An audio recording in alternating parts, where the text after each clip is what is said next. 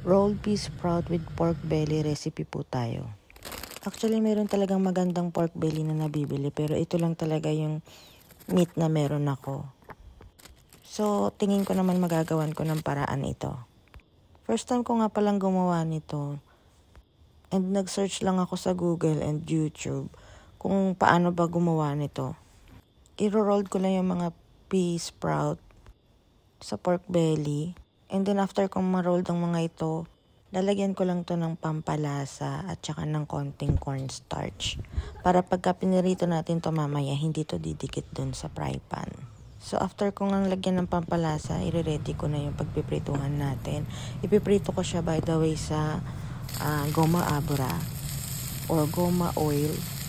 In a low heat lang po para hindi siya masyadong masunog. Kasi very thin lang talaga yung pork belly natin. So, mabilis lang talaga itong maluto.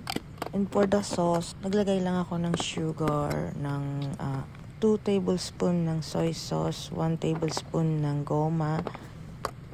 And for additional, maglalagay lang din ako dito ng goma seed. So, i-mix-mix lang natin to. And after this, ilagay na natin to dito sa naprito nating pea sprout. And it's done. So, paano mga kamamis, hanggang dito na lang po. Matane!